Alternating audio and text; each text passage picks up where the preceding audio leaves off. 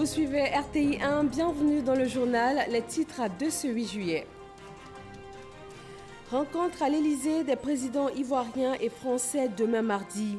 Le chef de l'État ivoirien Alassane Ouattara et son homologue français Emmanuel Macron vont passer en revue la coopération bilatérale entre les deux pays, avec notamment des sujets d'intérêt économique et sécuritaire. Abidjan, la capitale économique de la Côte d'Ivoire, a vu ce lundi l'ouverture des travaux de la 45e session de l'Assemblée parlementaire francophone. Cette session réunit les parlementaires membres des différentes sections de l'APF. Elle a débuté par des travaux en plénière. Les épreuves écrites du baccalauréat 2019 ont démarré ce matin pour plus de 273 000 candidats. Le lancement officiel s'est déroulé dans le département de Dabour en présence de la ministre de l'Éducation nationale, de l'enseignement technique et de la formation professionnelle. Demain mardi, le président Alassane Ouattara sera reçu par son homologue français Emmanuel Macron à l'Elysée. L'occasion pour les deux chefs d'État de passer en revue la coopération bilatérale entre leurs pays. Avant cette rencontre au sommet, Abiba Dombele Saoué nous propose, envoyé spécial à Paris, nous retrace ici le point de la coopération ivoiro-française. À une semaine de la célébration de la fête nationale de la République française, le président Alassane Ouattara est l'hôte privilégié de l'Élysée, et ce pour la seconde fois en moins d'une année. Le moins qu'on puisse dire, c'est que l'élection du président Alassane Ouattara à la tête de la République de Côte d'Ivoire a permis d'ouvrir une nouvelle page dans la relation franco-ivoirienne. Et ces retrouvailles ont été célébrées à l'occasion de la visite d'État du président ivoirien en France début 2012, suivie de celle des présidents François Hollande en 2014 et Emmanuel Macron en 2017 pour le sommet UE-UA et le lancement des travaux du métro d'Abidjan. La Côte d'Ivoire est le premier partenaire commercial de la France au sein de la zone UEMOA et la France se positionne comme le deuxième partenaire commercial de la Côte d'Ivoire. En 2017, les échanges commerciaux entre les deux pays se sont intensifiés. Les exportations françaises se sont élevées à 1,181 milliard d'euros concentrés sur les équipements mécaniques, électriques et informatiques, des produits des industries agroalimentaires et pharmaceutiques. Quant aux exportations ivoiriennes, elles sont estimées à 840 millions d'euros, constituées pour l'essentiel de produits agricoles, dont le binôme café-cacao. On dénombre près de 700 entreprises françaises, dont 200 filiales de grands groupes, soit la plus forte implantation française en Afrique subsaharienne. Leur chiffre d'affaires cumulé représente environ 30% du PIB du pays et environ 50% des recettes fiscales. La France est le premier bailleur bilatéral de la Côte d'Ivoire. Pour rappel, c'est en juin 2012 que notre pays a atteint le point d'achèvement de l'initiative PPTE sous le leadership du président Alassane Ouattara. Un mois après, un accord bilatéral a consacré l'annulation sèche de 913 millions d'euros de créances commerciales et l'annulation complémentaire de 2,9 milliards d'euros de dettes via le mécanisme du contrat de désendettement et de développement C2D, dont l'objectif est de financer des programmes structurants de développement. Le premier C2D a donc été signé le 24 juillet 2012 pour la période 2012-2014 d'un montant de 413 milliards de francs CFA. Il a permis un accès amélioré à l'eau potable pour 580 000 Ivoiriens et créé de l'emploi pour 2000 jeunes grâce aux travaux à haute intensité de main-d'œuvre TIMO. Le deuxième contrat de désendettement et de développement pour la période 2014-2020 s'élève à 1,128 milliards d'euros, soit plus de 738 milliards de francs CFA. Cette deuxième visite du président Alassane Ouattara à son homologue Emmanuel Macron en l'espace de 6 mois présage d'une rencontre très fructueuse eu égard aux excellentes relations d'amitié et de coopération entre les deux pays unis par l'histoire. Sur le sol ivoirien, on s'intéresse à l'ouverture ce matin de la 45e session de l'Assemblée parlementaire de la francophonie. Le vice-président Daniel Cablon-Duncan a représenté le chef de l'État à la cérémonie solennelle d'ouverture. Fijanaïma. L'ouverture ce lundi 8 juillet de la 45e session de l'Assemblée parlementaire de la francophonie, ici à Abidjan, a enregistré une belle affluence. Des délégations des 88 sections de l'APF venues des 5 continents, les responsables des organes dirigeants de cette assemblée et par-dessus tout, la secrétaire générale de l'OIF, Louise Mushikiwabo, ont tous fait le déplacement d'Abidjan. Le vice-président Daniel Kablan-Duncan représentait le président de la République Alassane Ouattara en déplacement à l'extérieur. Parlement et renforcement de la démocratie, c'est le thème de cette grande concertation qui réunit sur les bords de la lagune Ébrié les parlementaires de la francophonie. Souhaitant l'aquaba à ses confrères parlementaires, le président de l'Assemblée nationale de Côte d'Ivoire, Amadou Soumaoro, n'a pas manqué de relever que le choix porté sur la Côte d'Ivoire pour abriter cette rencontre a un sens. Je tiens à vous exprimer la reconnaissance du peuple ivoirien pour le choix porté sur notre pays d'accueillir cet important événement. Excellence, Monsieur le vice-président de la République, votre présence distinguée démontre sans surprise l'attachement infaillible du président de la République, son Excellence Alassane Ouattara, au parlementarisme ainsi qu'aux valeurs et aux principes démocratiques. Le président sortant de l'APF, le président du Parlement québécois, François Paradis, a rappelé le poids et l'influence de l'APF au sein de la francophonie et dans le monde. L'APF est à la fois l'institution consultative de la francophonie, une vigie des situations dans l'espace francophone, une gardienne de la démocratie, de l'état de droit et des droits de la personne, un acteur de coopération interparlementaire, un lieu de débat, d'échange et de proposition sur des sujets d'intérêt commun. En bref, une des principales instances politiques de la francophonie sur la scène internationale. Élue il y a seulement 7 mois à la tête de l'Organisation internationale de la francophonie, l'OIF, la ministre rwandaise des Affaires étrangères Louise Mushikiwabo, qui inaugure son premier mandat, a adressé ses remerciements à la Côte d'Ivoire pour son soutien à sa candidature. Aux commandes de l'OIF, elle a annoncé vouloir promouvoir une gestion plus solidaire au sein de la francophonie. Je suis très reconnaissante à la Côte d'Ivoire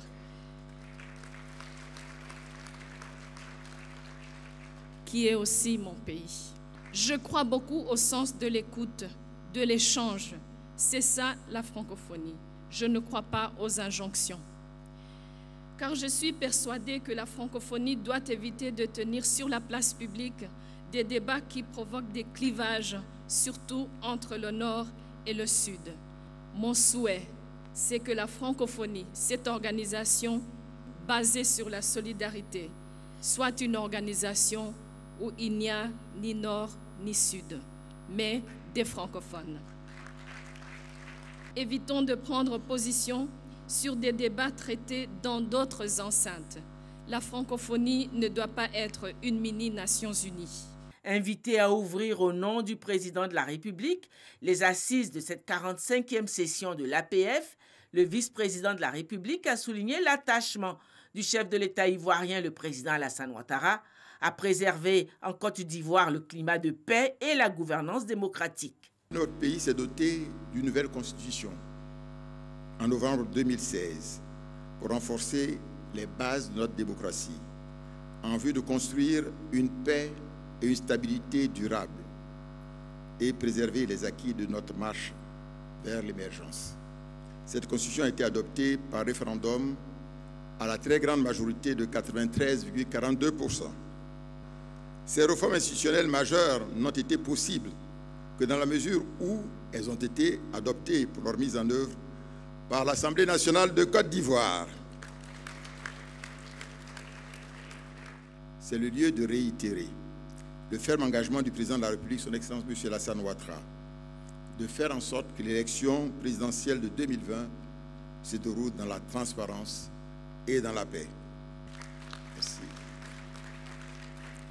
Après les allocutions, a eu lieu une cérémonie de décoration dans l'ordre de la Pléiade, l'ordre du mérite de l'OIF. Le président sortant de l'APF, François Paradis, président de l'Assemblée nationale du Québec, s'est vu décerner l'insigne de Grande Croix, la plus haute distinction de l'ordre de la Pléiade. Sa distinction lui a été remise par le président de l'Assemblée nationale du Sénégal et doyen de l'APF, Moustapha Niasse.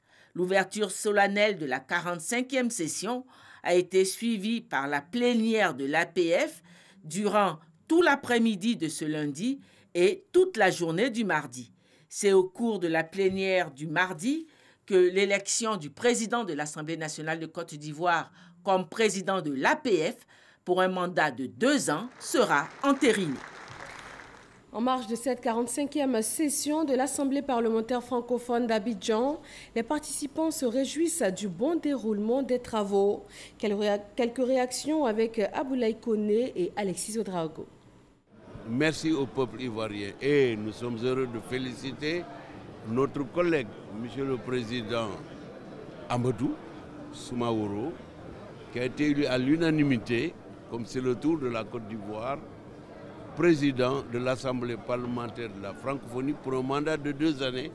Et nous sommes optimistes parce que nous savons et nous connaissons la valeur des cadres ivoiriens, du secteur privé comme du secteur public, et le président Alassane Ouattara en est un bel exemple.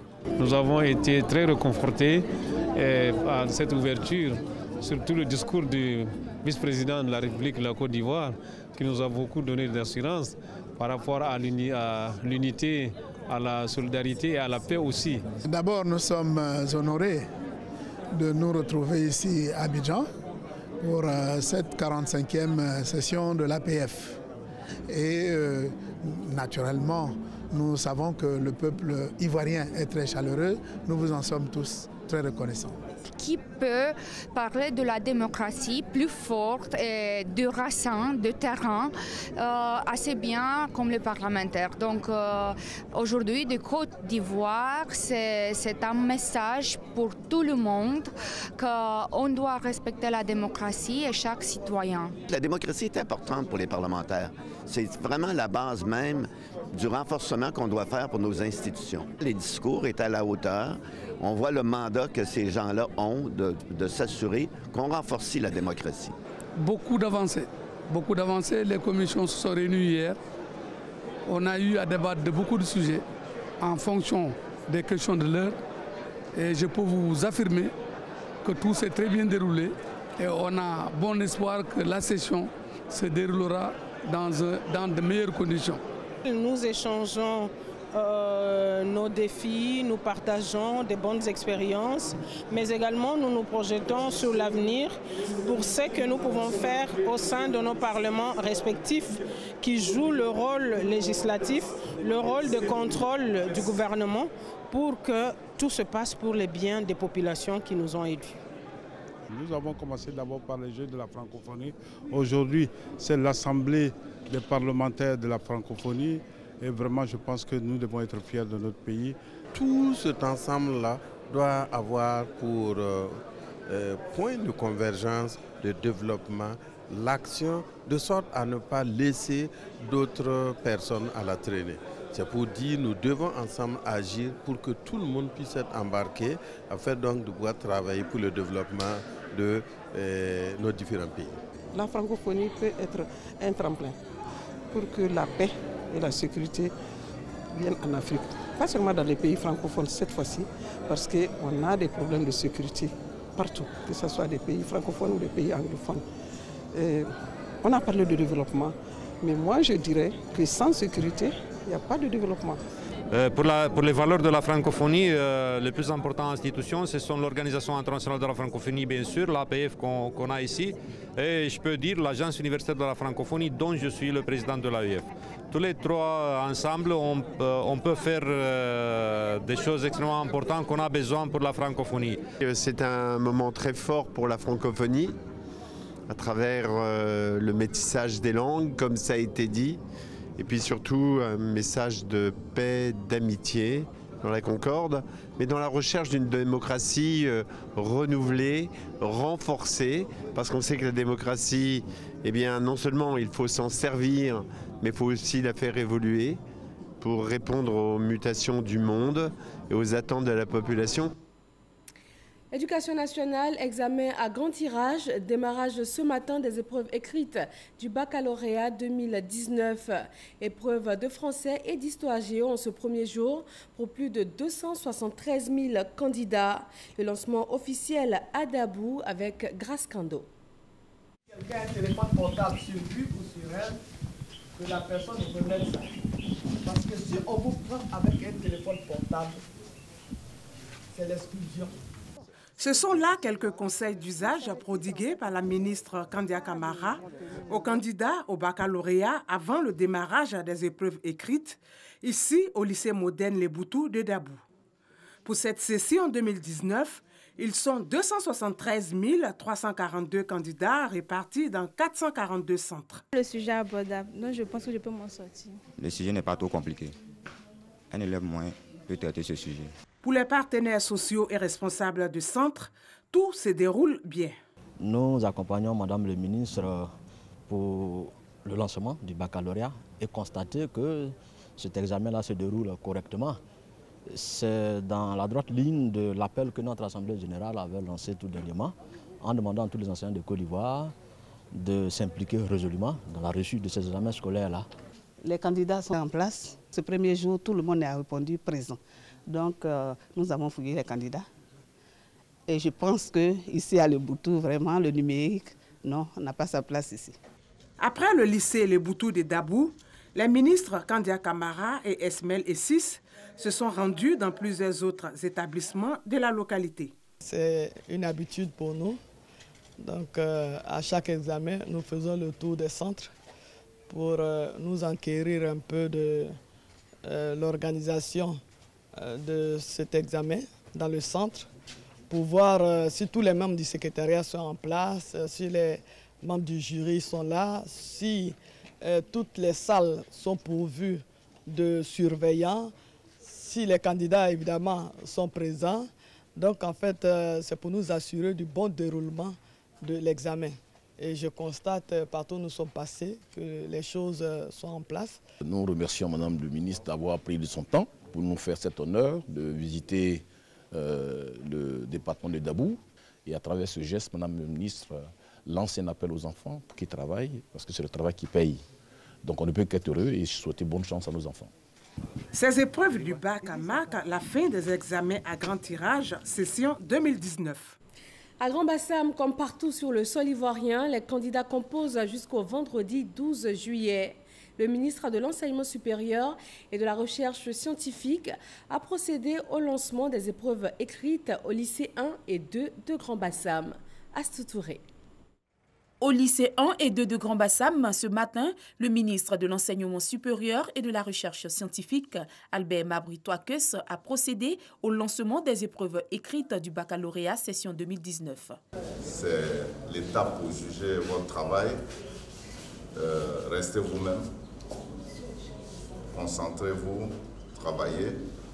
Je suis ministre de l'Enseignement supérieur, je suis venu vous dire que je vous attends à l'université. Et pour arriver à l'université, il faut avoir le bac. Donc appliquez-vous. Nous vous souhaitons bonne chance. Et nous savons que ceux qui ont travaillé pendant l'année scolaire, qui gardent leur concentration, n'ont aucune difficulté. En tout cas, bon courage. Et je voudrais demander aux surveillants d'être rigoureux, de faire en sorte que les choses se passent bien. Plus de 273 000 candidats repartis dans 441 centres de composition affrontent les épreuves écrites du baccalauréat. Les candidats composent dans les disciplines scientifiques et littéraires. Ces épreuves écrites prendront fin le vendredi 12 juillet 2019. Les résultats sont attendus le 29 juillet prochain. Dans la région de Gbeke, ils sont 13 435 candidats à convoiter le bac cette année. Et c'est le ministre de la Communication et des Médias qui a procédé à l'ouverture des épreuves écrites. Kader Sogodogo. Collège Victor Hugo de Boaké, premier jour des épreuves écrites du baccalauréat session 2019. Désirée Touré a 16 ans. Elle est candidate. À la fin d'année, j'ai eu 13 de moyenne et j'étais en série A2. Je suis sereine pour la suite pour affronter le baccalauréat. 7h30, le ministre de la Communication et des Médias porte-parole du gouvernement Sidi Temoko Touré, arrive pour le lancement. Il a un mot pour les candidats. Le baccalauréat est l'aboutissement d'une année de travail, mais c'est surtout l'aboutissement de tout votre cursus scolaire depuis le CP. Et donc, je vous souhaite beaucoup de courage, beaucoup de chance dans cette réalisation et que Dieu vous accompagne. Autre établissement, le lycée moderne de Nembo. Ici, le ministre s'adresse aux enseignants en charge de la bonne tenue de l'examen. Madame le ministre de l'Éducation nationale fonde beaucoup d'espoir, certes, dans ces élèves qui vont conclure leur parcours scolaire pour cette année, mais surtout en ceux qui vont encadrer le dispositif.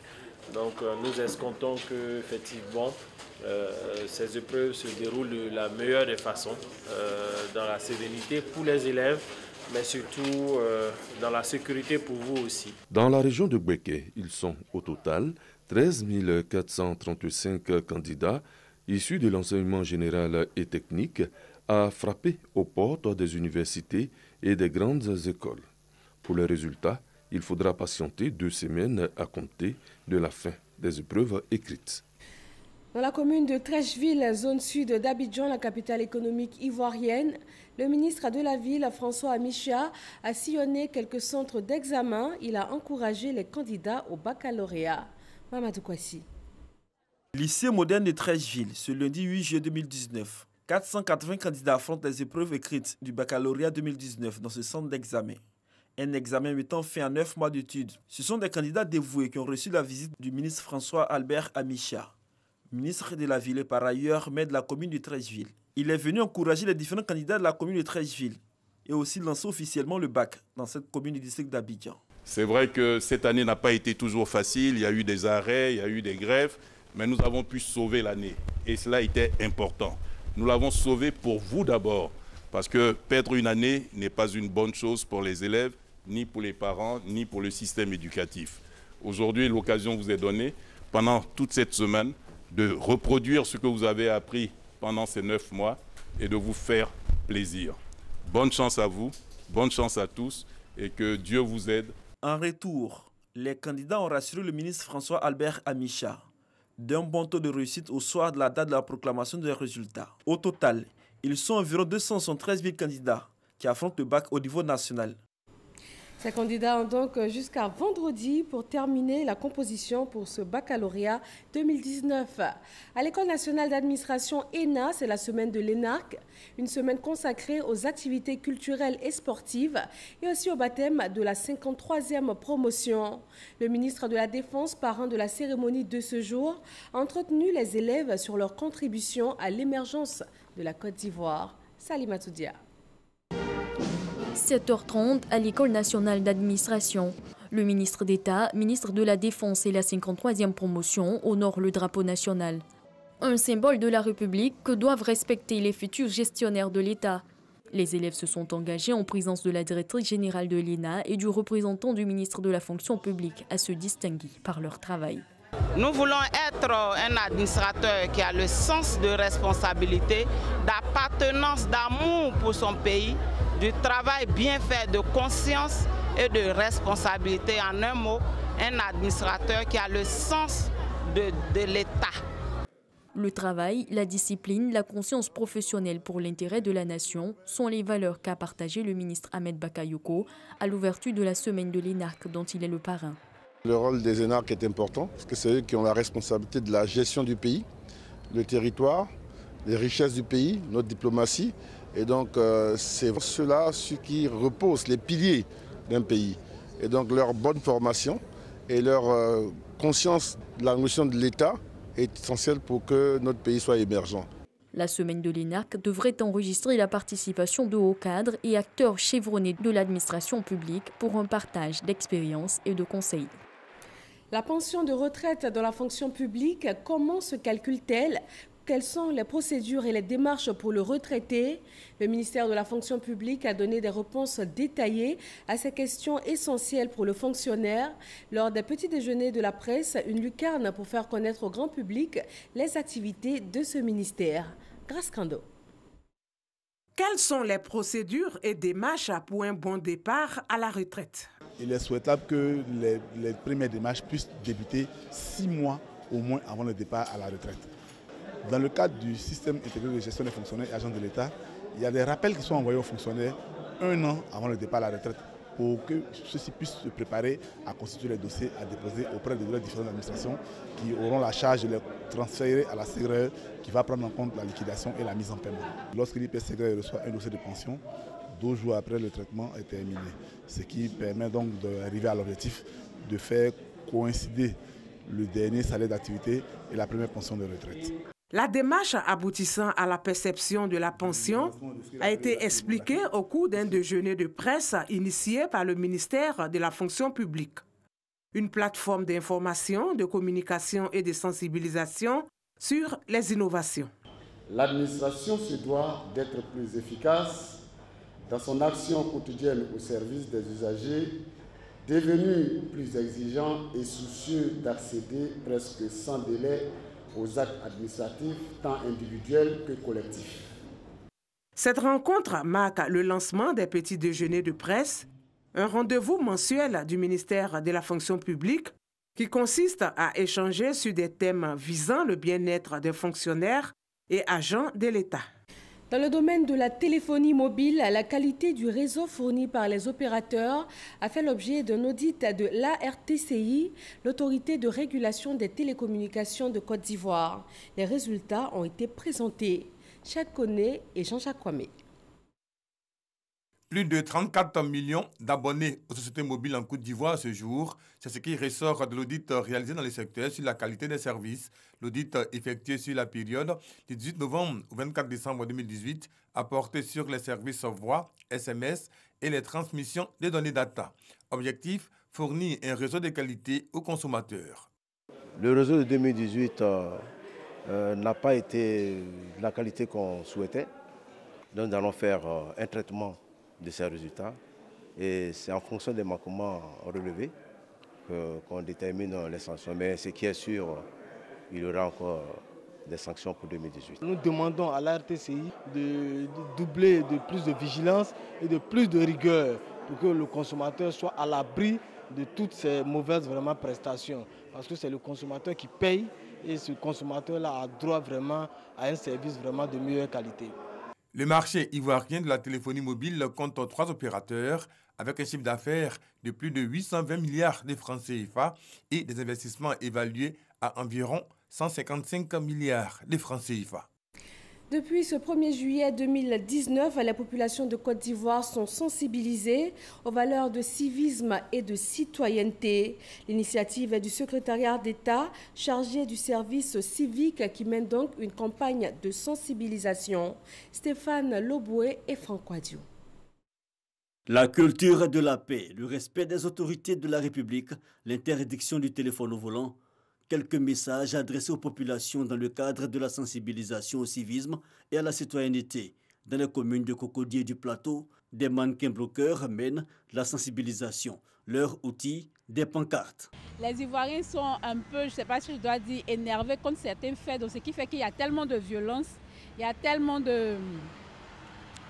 d'agressivité. Et faire cette sensibilisation aiderait chacun à savoir qu'il faut cultiver l'amour. Très souvent, nous pensons que c'est l'État qui doit tout faire, alors que la population, les citoyens, chaque citoyen a sa part de responsabilité dans tout ce qui nous concerne. Nous avons la pleine conviction qu'avec de telles initiatives innovantes, novatrices et inédites du secrétariat d'État chargé du service civique, nous parviendrons inéluctablement à reformater l'esprit civique de nos concitoyens en vue de parvenir à l'émergence d'un Ivoirien nouveau tel que prôné par le président de la République, son Excellence Alassane Ouattara. La campagne de sensibilisation au civisme et à la citoyenneté menée par le secrétariat d'État chargé du service civique se tient dans les autres communes du district d'Abidjan.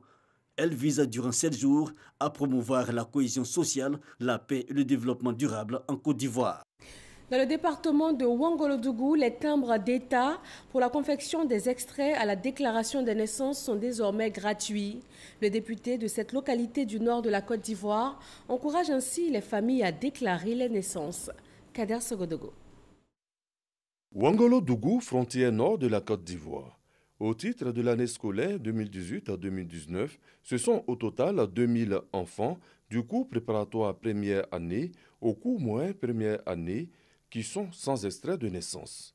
Un détour à la sous-préfecture pour comprendre les raisons de ce taux important. Difficulté, pourquoi? Parce qu'elles sont obligées de parcourir 84 km en aller-retour jusqu'à Ferké pour s'en procurer. Pourquoi? Parce que la trésorerie de Ouangolo-Dougou, en attendant la construction du bâtiment à Ouangolo-Dougou pour abréger ses services, est logée à Ferké.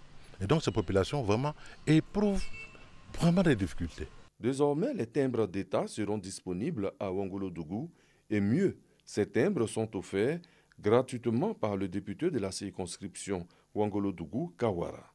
Encourager la déclaration des naissances et s'inscrire dans le programme social du gouvernement semble guider le député Traoré Drissa. Cette action rentre dans le cadre de la volonté du chef de l'État à faire de l'année une année sociale. En tant que député de Ouangolo-Dougou, j'ai décidé d'offrir des timbres aux parents de toutes les nouvelles naissances qu'il y aura pour qu'ils puissent aller établir des extraits de naissance à ces enfants parce que plus tard, c'est avec ce document-là que ces enfants-là feront leur premier pas vers l'école. À Ouangolo-Dougou, cette action de portée sociale est saluée. Après une nouvelle naissance, chaque famille aura droit à 2 timbres d'État pour la confection des extraits de naissance. Les timbres sont à retirer à la permanence du député Traoré Drissa Cisse à Ouangolo-Dougou. Le Congrès panafricain pour le renouveau soutient le projet de loi pour la réforme de la CEI. Le parti félicite le gouvernement ivoirien pour les mesures annoncées à cet effet le 3 juillet dernier. Michel Digré. Il y a eu beaucoup de progrès. On a eu gain de cause sur certaines questions. Le président du Congrès panafricain pour le renouveau, satisfait du projet de loi portant recomposition de la commission électorale indépendante. Pour Doumbia Major, le texte prend en compte certaines préoccupations de son parti. Toutefois, les points de divergence devront faire l'objet de débats, et ce, dans les règles de l'art. Pour que les discussions continuent à l'Assemblée nationale, nous sommes pour que tous les partis aillent mobiliser leurs différents groupes parlementaires, expliquer aux députés que, n'est-ce pas, nous, partis politiques, nous voulons plus de membres. 3 pour nous, c'est bon. 3 pour le gouvernement, mais nous, on veut plus que le gouvernement, on veut 5, en considérant que les 2 là, qui sont avec eux déjà, on peut les mettre ensemble. Mais pour ça, on n'a pas besoin de faire palabre dans le pays. On peut s'expliquer si vraiment on aime le pays. Le Congrès panafricain pour le renouveau a participé en tant que parti d'opposition aux différentes négociations avec le gouvernement ayant abouti au projet de loi adopté en Conseil des ministres le 3 juillet dernier. Cette réforme de la commission électorale indépendante est également au centre d'un point de presse de la Poésie. La plateforme des organisations de la société civile demande la poursuite du dialogue politique pour des élections apaisées en 2020. Abou Sanogo. La Poésie, la plateforme des organisations de la société civile pour les élections en Côte d'Ivoire, se prononce sur le projet de loi relatif à la recomposition de la commission centrale ainsi que celle des commissions locales de la commission électorale indépendante rendue publique par le gouvernement. Au regard de la composition telle qu'indiquée par le projet de loi, la Poésie souligne des acquis obtenus. À savoir, l'augmentation du nombre de représentants issus des organisations de la société civile qui passe de 1 à 4. Le retrait du représentant de l'Assemblée nationale. Le retrait du représentant du ministère de l'économie et des finances. Le retrait des confessions religieuses et l'inéligibilité du représentant du président de la République et du ministre de l'Intérieur au poste du président de la CEI centrale. Malgré ces points d'acquis, la Poésie note que dans ce projet de loi, des dispositions nouvelles ont été prises par le gouvernement. Par ailleurs, la Poésie déplore l'absence des partis et groupements politiques tels que le PDCI et l'EDS tout au long du dialogue politique. En revanche, la Poésie salue l'esprit qui a guidé les travaux et encourage le gouvernement à poursuivre les discussions sur les conditions générales des élections, incluant les questions relatives au code électoral, au découpage et à la cartographie électorale, à la liste électorale, au contentieux des élections et à l'environnement sociopolitique des élections de façon inclusive et consensuelle en vue d'aboutir à des élections crédibles et apaisées en 2020. La POECI demande la poursuite du dialogue politique pour des élections apaisées en 2020. La POECI est une plateforme d'observation du processus électoral regroupant plusieurs composantes de la société civile engagées pour une démocratie participative, transparente et crédible. Le mouvement de soutien à l'action gouvernementale a procédé au lancement de ses activités. Il est principalement question de promouvoir les actions du gouvernement ivoirien et du président Alassane Ouattara. Ce mouvement politique entend parcourir toutes les villes de la Côte d'Ivoire. Ahmed Traoré et Kolo Koulibaly. Faire la promotion des actions réalisées par le président Alassane Ouattara afin d'éveiller les consciences. C'est bien cet objectif que veut atteindre le MOSAG, mouvement de soutien à l'action gouvernementale. Selon le président de ce mouvement politique, le chef de l'État est un bâtisseur qui pose chaque jour des actions en faveur du développement du pays.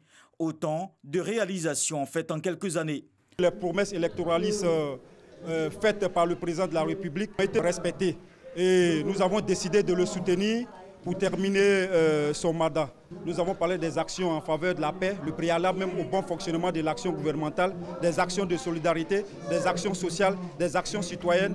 Au terme du lancement de ces activités, le mouvement a appelé ses militants à investir le terrain pour l'implantation du RHDP. La Fédération nationale de la parfumerie, de l'esthétique, de la coiffure, du cosmétique et des tresses de Côte d'Ivoire marque son adhésion au parti Concorde. La cérémonie s'est déroulée aux deux plateaux. Elle vise à rassembler les fils et les filles de la Côte d'Ivoire pour une paix durable. Patricia Omoetia.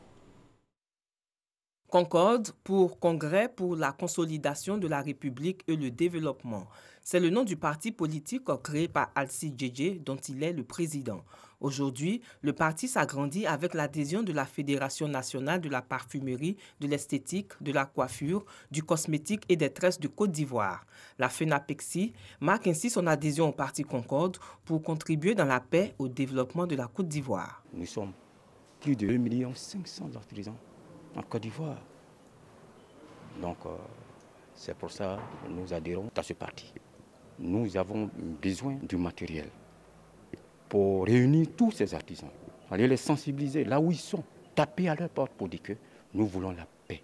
Quand il y a la paix, tout marche bien. Pour le président du parti, ce acte est essentiel pour la réconciliation nationale, le consensus et la concorde nationale. Nous menons une politique d'extrême proximité, de grande proximité, que nous appelons la gouvernance du porte-à-porte. Et ce type d'adhésion montre bien que c'est vrai que les militants peuvent adhérer individuellement, mais nous prenons en compte tout le tissu social, la corporation, les syndicats, pour que nous puissions en amont prendre en compte leurs revendications pour mettre les politiques publiques en œuvre, des politiques publiques en œuvre qui tiennent compte de tous les desiderata des uns et des autres. Créé le 15 août 2018, le parti Concorde vise à contribuer au renforcement de la paix et de la cohésion, tout en neutralisant les clichés et les préjugés ethniques et régionaux. Le leadership féminin est à l'honneur pour les ASCOM 2019. Ces awards de la communication distinguent les meilleures entreprises des métiers de la communication. Cette édition met en avant les performances des femmes qui impactent leurs entreprises, la société et le continent africain. Théodore Zouzou et Issaïeo. Depuis 7 ans, les awards de la communication ASCOM récompensent les meilleurs entrepreneurs et entreprises de la communication. Cette année, la tradition a été respectée, mais cette fois avec un accent particulier mis sur le leadership féminin. 22 trophées décernés dans les catégories prix spéciaux, prix d'excellence, grand prix d'or. C'est une très belle initiative et surtout mettre la femme africaine au centre d'un métier comme celui des médias et de la communication, c'est extraordinaire. Actuellement, avec les réseaux sociaux, avec les e-médias, il y a une transformation digitale qui s'opère dans le secteur. Donc il faut être à l'affût de l'évolution du métier et embrasser le métier avec toutes ces nouveautés et toutes ces innovations. Pour cette édition, la ministre du Plan et du Développement, Kabaniali, s'est vu octroyer le Grand Prix de la personnalité politique communicante. Les ASCOM, selon les organisateurs, visent à célébrer les personnalités qui œuvrent à valoriser l'Afrique qui gagne. Il y a des femmes de talent dans le secteur, dans l'écosystème de la communication et il nous paraissait absolument nécessaire de les mettre à l'honneur. Avant les récompenses, un panel a été animé par l'invité d'honneur qui a partagé son expérience sur le management du monde de la communication. Oui, je pense véritablement que les femmes peuvent prendre le devant de la scène. Quand nous regardons à travers l'Afrique, notamment au Rwanda ou dans d'autres pays, nous voyons des femmes qui participent activement pour former des partenariats. Donc je conseille aux femmes en Côte d'Ivoire de chercher leurs sœurs dans le reste de l'Afrique et tisser ces partenariats-là pour pouvoir être au devant de la scène. Le ministre de la Communication et des Médias a salué cette initiative, valorisant les éminences grises du continent. Une opportunité dont il s'est saisi pour annoncer la création d'autres prix. Vous avez créé cet espace et honneur à vous. Depuis le début de cette année, nous avons lancé ce qu'il est convenu d'appeler l'ordre du mérite de la communication et des médias. Et pour notre département ministériel, nous avons le prix national pour le développement des médias. Au-delà des distinctions, les ASCOM encouragent l'émergence des leaders et la coopération sud-sud. Rappelons pour terminer qu'Abidjan a vu ce lundi l'ouverture des travaux de la 45e session de l'Assemblée parlementaire francophone. Cette session réunit les parlementaires membres des différentes sections de l'APF et elle a débuté par des travaux en plénière. Et puis demain mardi, le président Alassane Ouattara sera reçu par son homologue français Emmanuel Macron. Les deux chefs d'État vont passer en revue la coopération bilatérale entre leurs deux pays. Merci à tous de toujours vous informer sur RTI 1. Retrouvez-nous également sur les www.rti.ci. Bonsoir à tous et à demain.